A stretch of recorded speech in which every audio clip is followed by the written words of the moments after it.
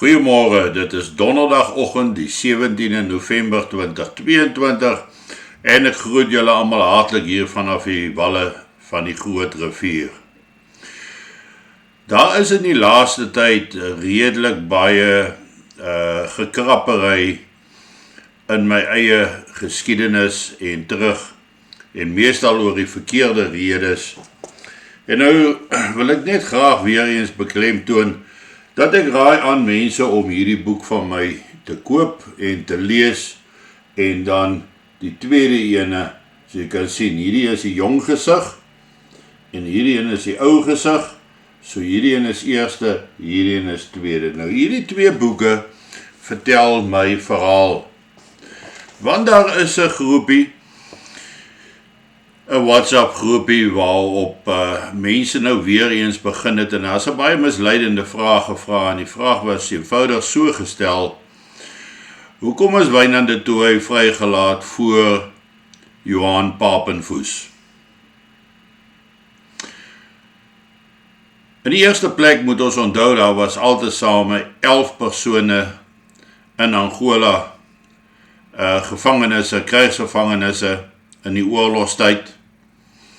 En die eerste groot groep was in 1975, 76 gevange geneem en hulle is vrygelaat op 'n stadium na die operasie Savannah verby was, is hulle vrygelaat. Daar het wel uitreilings ontstaan en almal onthou die storie van Johan van der Mes wat by 'n watergat daar by Ilundu se wêreld deur SWAPO gevang was, eintlik gijslaar geneem is, ontvoer was en vir baie lank aangehou was in Europa en hy is uiteindelik vrygelaat, ek dink vir 'n Russiese agent en Oos-Duitsers en dit het plaasgevind by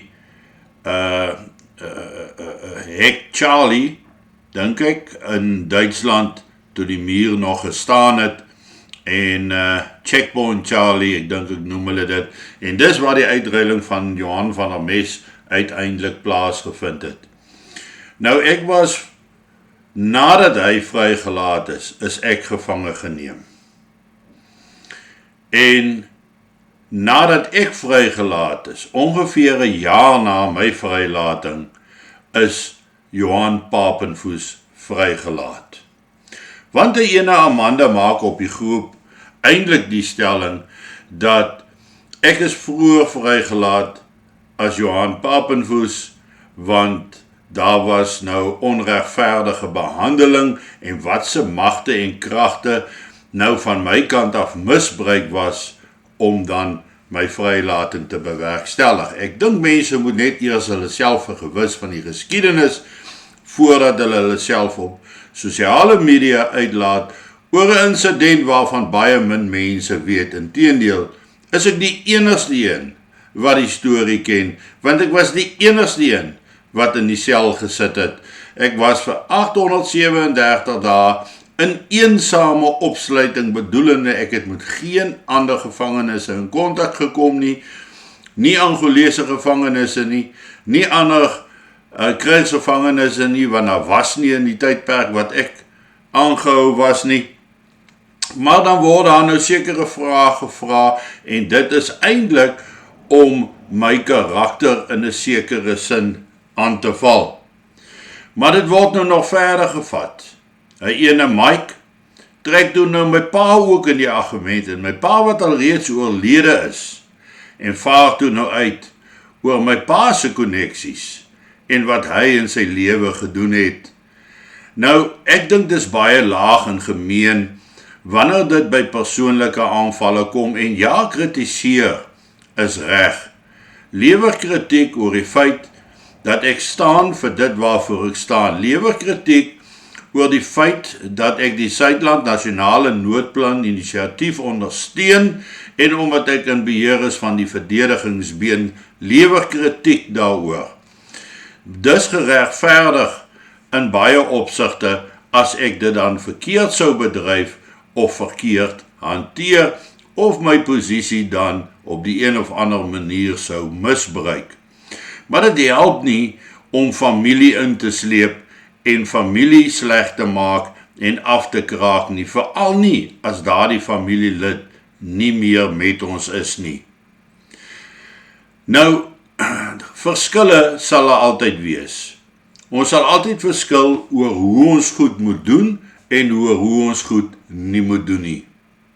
En ek het so 14 dae terug, het ons wel tot die gevolgtrekking gekom dat daar 'n totale nuwe aanslag gaan kom, maar dit gaan nou kom eintlik om die leiersgroep van Suidland verdediging verdag te maak. Allerhande stories sal daaroor versprei word. Ons weet dat hierdie inisiatief kom van die Husse se kant af, dit word daardeur gedryf, maar ons moet ook vra watter ander magte is hierby betrokke en wie is die mense wat die finansiering van hierdie poging insit. Nou, ons is besig met daai ondersoeke en sal waarskynlik binnekort ons antwoorde kry op al die vrae wat bestaan en ek sal dan daardie inligting met julle deel sodra ek dit in die hande kry. Maar die punt is die persoonlike aanvalle neem toe. Nou word daar al gevra rondom die rangstrukture van Suidland verdediging.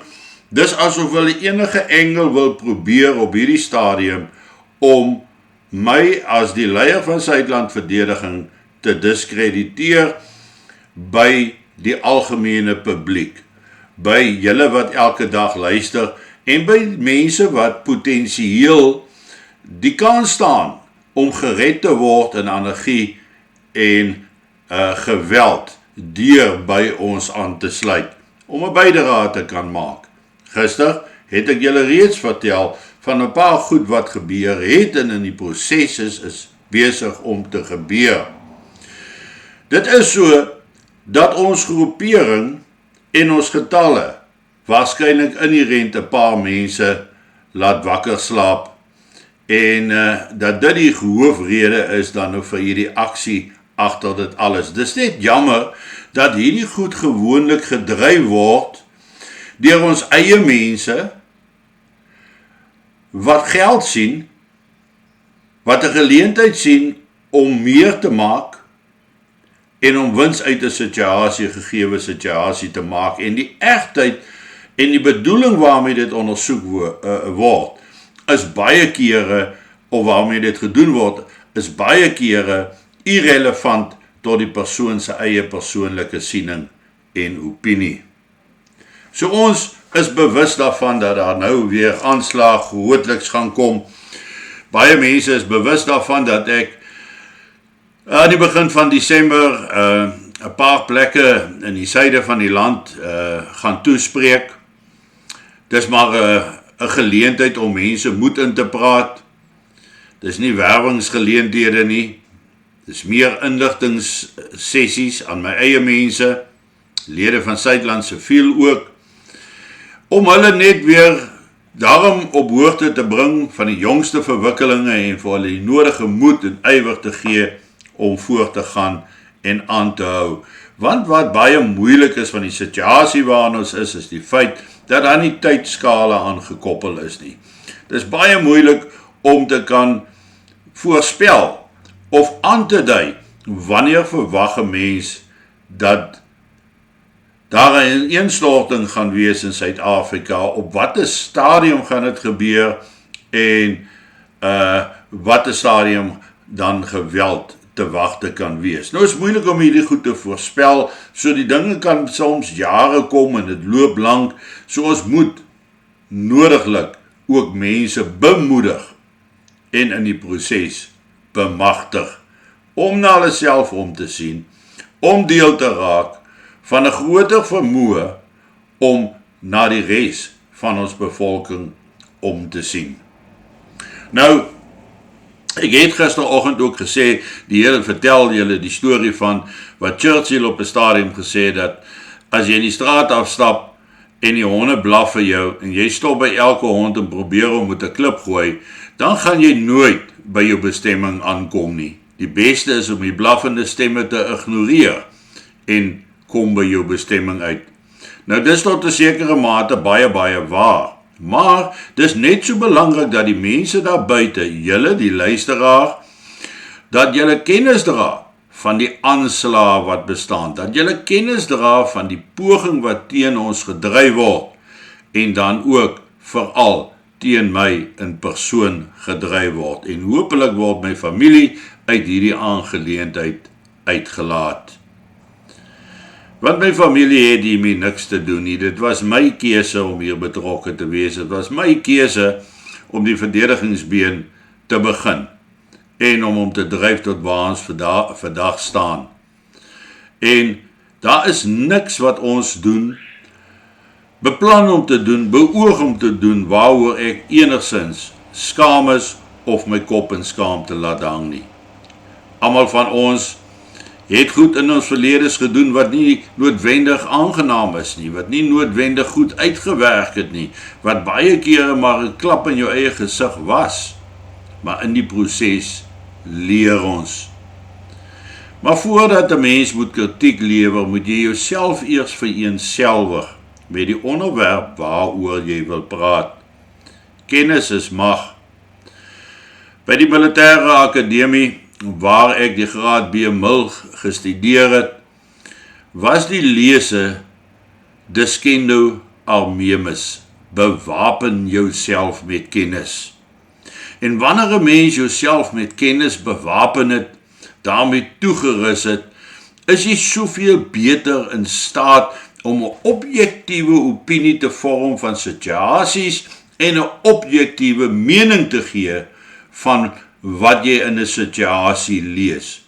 Maar dan, as jy nie saamstem nie, dan hoef jy mos nie saam te stem nie. Dis die lekkerte van ons lewens. Ons het vrye keuse.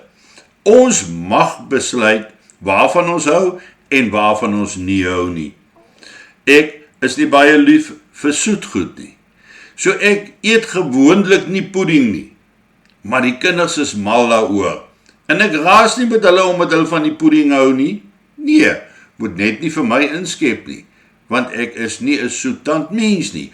En so verskil ons van hoe ons dinge moet doen en op watter manier ons dit moet doen en wat die breër plan behels. En ek sluit weer by gister se praatjie aan, wat vir my deur verstommend min mense gekyk is. Dit is asof hulle nie 'n belang daarbey het nie. Tog het die gemiddelde mense wat hom gekyk het, dit baie langer gekyk en deur dit gewerk as wat baie van die ander video's dan is. Saam met gister se video, dan nou vandag se video, wat dan gaan rondom spesifiek verdagmaking en hierdie poging om Afrikaner teen Afrikaner af te speel, of boer teen boer, noem het soos jy wil, af te speel teen mekaar, om uiteindelik verdeeldheid te veroorsaak en onmin te creëer tussen ons as mense. Ons het nie tyd vir onmin nie, ons het nie tyd vir leuns nie, ons het nie tyd vir verdagmaking nie, ons het nie tyd om nou nog vriendskappe te breek nie. Dis 'n tyd om vriende te maak, dis 'n tyd om nader te staan, dis 'n tyd om die realiteite in die oë te kyk en te besef waarheen ons moet gaan om dit vir ons volk moontlik te maak om te oorleef. Geniet vandag jou kondensmelk koffie en mag dit sommer vir jou 'n aangename en 'n geseënde dag wees. Ek praat dan weer môre met julle.